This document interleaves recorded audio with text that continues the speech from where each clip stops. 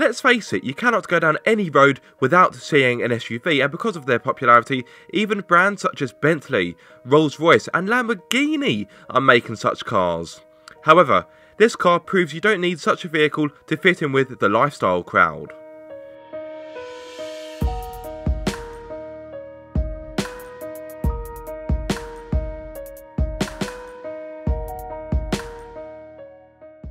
It is the brand new Ford Focus Active. Well, Ford Focus Active X in this case, if you want to be pedantic. This one's got a few more features. Anyway, that's beside the point. The Active is the new rugged version of the Focus, which is available as a 5-door hatchback, or in this case, an estate. I genuinely think this is a more worthwhile car than an SUV, and this video will show you why. Well, for starters, the boot is massive. This car does have the optional hands-free tailgate, so if I swipe my foot like so, hey presto, the boot opens. For a moment I thought it was going to leave me hanging. The opening is nice and square, it's wide, and you get 608 litres worth of space, which, to put into some kind of perspective, the nation's favourite SUV, the Nissan Qashqai, offers just 430 litres. Or if you want to compare it to the Honda CR-V hybrid I had last week, that had 497. So the Focus is a clear winner here. The load lip is quite low, and there's no nasty step into the boot. So if you want to load bigger, heavier items, or indeed dogs, that should be pretty easy. Not enough space? Aha! You can of course fold down the 60/40 rear seats like so. You've got a lever either side. It's dead easy. And by doing so, you get 1,653 litres worth of space. So if you want to put a mountain bike in the back, you can do so. Or maybe you're into extreme ironing. No, that really is a thing. Google it. But as you can see, you do have plenty of space to play with. Better still, the rear seats fold nice and flat. So again, loading bigger, heavier items should be a doddle. And this luggage cover here, you've got a strap which you can pull out, and it slides out very easily. So on the whole, the boot is very practical. Now, speaking of practicality, you get hooks either side which pop out. You can hang your shopping bags onto them, so your shopping won't roll about as you drive along. And you've also got a 12-volt socket, which is quite handy. For those of you wondering, you do get a spare wheel as standard, and it is just below here. There we go. And thankfully, when you want to put the luggage cover back in, it's not a faff, which it was in the Honda CR-V hybrid. You simply slot it in on the left, like so, slide it in, Bob's your uncle, Fanny's your aunt. And to close it, I swipe my foot once more, I swipe my foot once more. That was working earlier, I promise you, but in case that doesn't work, you do have a button up here. And the tailgate closes nice and easy. Another reason to have the Focus is to do with the way how it drives. Now, quite often when I drive an SUV, it's normally the same story. They're safe, they're spacious, they're practical, but they're a bit vanilla to drive. Well, because this is of course a Focus, there's no such issue. Yes, the ground clearance has been made higher, so the Active is 30mm higher at the front and 34mm higher at the rear, so you do get a little more body roll in the corners compared to a standard Focus, but because it is a Focus chassis, it's still entertaining to drive. This is a car that genuinely puts a smile on my face. It's quite fun to thread through the corners. The steering has got a nice weight to it, it's direct, the feedback isn't too shabby. And yes, this is an entertaining car to drive, which, to be frank, it is more than what can be said for SUVs. See, it's not many SUVs that make me smile like this.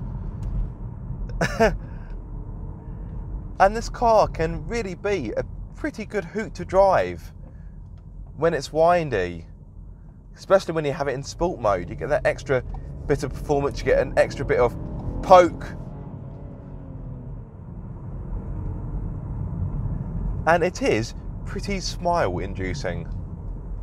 Now, I know not all of you are going to be overly fussed about how this car handles or whether or not it is fun to drive, so let me talk about other things for the time being, and let me talk about the engine. So underneath this Metropolis white bodywork, actually just a quick one, Guys, what do you think about the Metropolis White paintwork? I still cannot make my mind up on it. I don't know whether I like it or not, so let me know, guys, what you think. Anyway, yes, back to the engine. I have a 1.5 litre 3-cylinder turbocharged petrol. It is an EcoBoost engine, which offers 150 horsepower with 240 newton meters of torque. This power can either be mated to a 6-speed manual or, in the case of this car, an 8-speed automatic. The 8-speed automatic is all new for the Ford Focus, and it is a torque converter, whereas the previous automatic was a 6-speed dual clutch unit. It was called the Power Shift, and I used it in the Fiesta, and to be honest, it was okay, but I wasn't really a big fan of it. So how does the 8-speed automatic fare? Well, to be honest, I do quite like it. Yes, there is a bit of a pause between gear changes sometimes, and it isn't the quickest changing auto I've ever used, but it's quite smooth. I was going to say you don't notice the changes, but you do to a degree, but I wouldn't go so far to call it jerky. You just get a little moment where just a little bit of a pause between changes. But on the whole, the 8-speed automatic, in my opinion, does work pretty well. I would rather have the 6-speed manual though, but that's preference. You can take control of the gearbox yourself. You do have flappy paddles, and there's also a button down here marked M for manual. Press it and you take full control of the gearbox. So let's change down into third and into fourth. Yep, it works pretty well. It's relatively slick. Not the fastest change, of course, with it being a torque converter and not a dual clutch unit, but it works well enough for me. So let's talk about performance. This car will hit 62 miles per hour in 9.9 seconds and continue to a top speed of 125 miles per hour. Not only is this 1.5 litre engine pretty brawny, but it's also pretty brainy, because it is able to deactivate one of its cylinders to give you better fuel economy. Cracking stuff. The underside of the body has also been engineered in a way to create less drag, which of course will give you better fuel economy as well. And there's also an active shutter on the grille, which can open and close depending on whether the engine needs better cooling or whether to make the car more aerodynamic. But what about the fuel economy? Well, on a combined run, this engine will offer up to 40.9 mpg, and in regard to emissions, it emits 136 grams per kilometre of CO2. For those of you wondering what kind of mpg I was able to squeeze out of the car, I was getting around 40, so pretty much what Ford states I should be getting. However, if you want more, you can of course have a look at one of the EcoBlue diesel engines. This 1.5 litre engine is pretty peppy. It's got a good amount of performance to it. It's responsive, there's not much turbo lag, and the 8-speed auto does work pretty well. What other engines are available? Well, just in case this engine doesn't quite light your candle, there's also a choice of a 1 litre EcoBoost engine which offers 125 horsepower, a 1.5 litre EcoBlue diesel which offers 120 horsepower, or a 2 litre EcoBlue diesel which offers 150 horsepower, all of which can either be mated to a 6-speed manual or an 8-speed automatic. For those of you wondering, this car is not 4-wheel drive and you cannot have the Focus Active with 4-wheel drive, and some of you may think, well, it's not really a proper alternative to an SUV, is it? And yes, I can see where you're coming from, but let's be honest, how many SUVs are bought with 4-wheel drive? And the ones that are bought with 4-wheel drive, how many of them actually get taken off-road?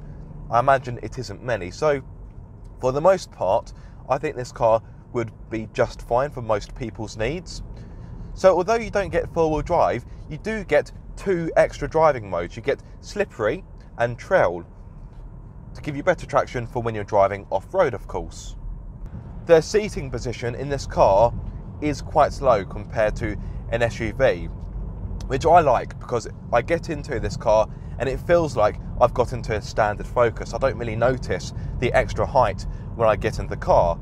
But for SUV buyers who really like that high commanding driving position, this may not be the car for you. So I will concede, in that area of things, an SUV is better. Now earlier, you would have heard me talk about the sport mode and also the slippery and trail modes. But what about the other modes? I've also got normal, which you'll use for normal driving, and you've also got eco for when you want to get better fuel economy out of the car. But in all honesty, this car is probably best in sport, because it may not be an ST or an ST line, but it's still, it's still pretty good fun in my opinion. So the Focus Active offers a satisfying drive, but can it do enough to satisfy your space and practicality needs? As always, the driver's seat has been set for me. I'm 6'2", so I am of course a taller chap, but even so, I've got a good amount of knee room, and I've also got plenty of leg room as well. I've got lots of it. Headroom is a little bit tighter compared to the Focus ST line I drove last year, because this car does of course have a panoramic roof, which does eat into headroom a little bit, but I've still got enough space for my height. Could you fit 3 adults back here? I think you could, but it may be a little bit tight. Thankfully though, the transmission tunnel isn't too thick, so if you do happen to be sat in the middle, there shouldn't really be too many dramas, and in fact you actually get more headroom in the middle, because you haven't got these supporting areas off the roof, so you actually get more space for your head in the middle. But yes, I think to fit 3 adults back here may be a bit of a squeeze. 3 children should be fine, and don't forget you've got ISOFIX points as well. Now let's talk about practicality back here. You don't get an armrest, which I would have preferred. Means you can have a bit more comfort and you can pop cup holders in there, but it's not the end of the world, is it? The door bins are of a decent enough size. You can get a bottle of drink in there and a bit of space left over. You've got a 12-volt socket down here, which is handy if someone in the back wants to charge their phone or their tablet or indeed any other electrical device. You've got netting areas on the back of the seats where you can pop a magazine or a map. And you've also got hooks where you can hang up an item of clothing. So the back is pretty practical and also pretty spacious. The front is also a pretty spacious place to be. There's a good amount of shoulder and elbow room, and at no point have I felt too close to my front passenger.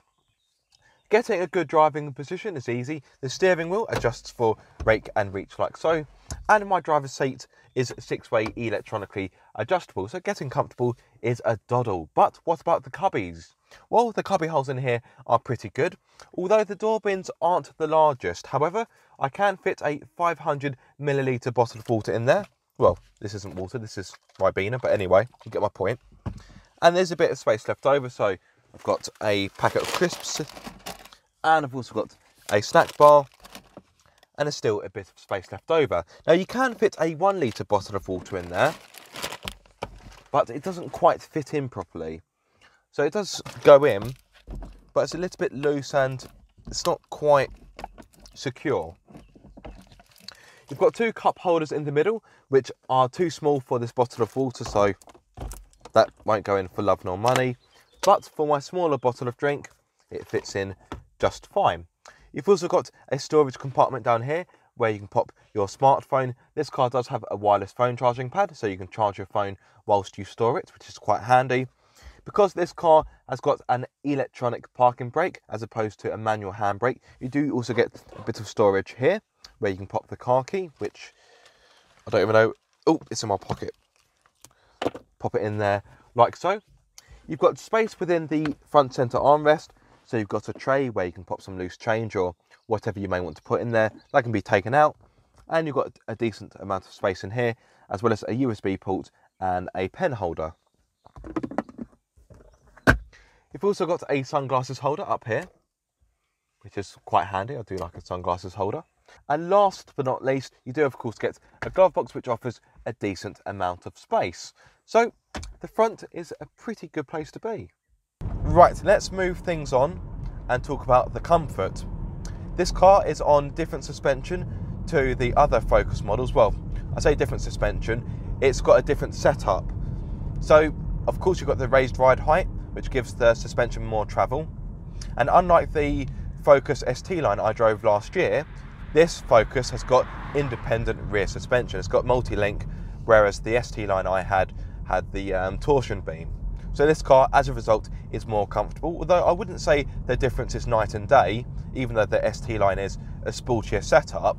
I actually found the ST line pretty comfortable, bearing in mind the type of car it is. This car is of course more comfortable because I've got the independent rear suspension.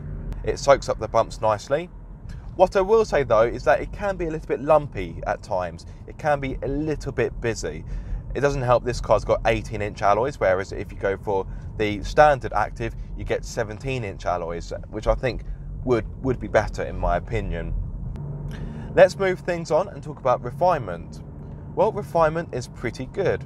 Yes, you do get a bit of tyre noise creep into the cabin from the 18-inch alloys, but wind noise is well controlled.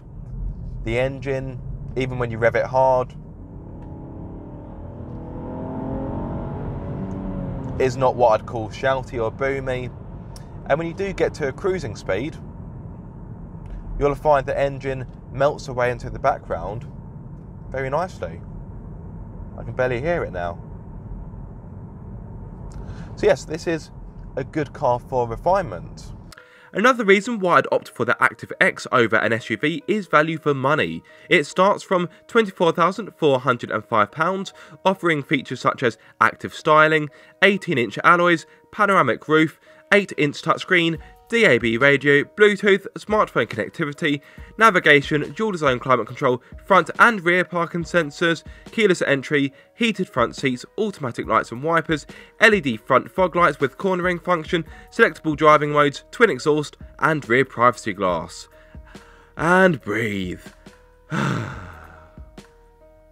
That works out to be better value than a Nissan Qashqai N connector, especially when you bear in mind the N connector would need a few options to bring the specification closer to the Focus. On the flip side though, the Qashqai would offer more safety kit as standard, although that's not to say the Focus is a death trap. That's because as standard you get 6 airbags, autonomous emergency braking, speed limiter and post-collision braking. This was enough to gain the car 5 stars from Euro NCAP, but the car on test has had a few options ticked. So I've got a head-up display, blind spot monitoring, traffic sign recognition, adaptive cruise control and auto high beam. I must say I have enjoyed my week with the Ford Focus Active X. I really do think it is a better alternative to a crossover or an SUV. Yes, I know you don't get that high commanding driving position and this car won't be the last word in off-road capability, but the same can be said for the Nissan Qashqai when it comes to off-road ability, and that sold pretty well, hasn't it? But this car is more spacious than a Qashqai, it's better value, I think it's more interesting, and it is a better car to drive. So for me, it's kind of a no-brainer. Thank you so much for watching this video. I hope you have enjoyed it. If so, give it a massive thumbs up. If you are subscribed, don't forget to click that bell icon so you get notified every time I make a video. And if you aren't subscribed, guys, what are you waiting for? Be sure to subscribe for more car obsession.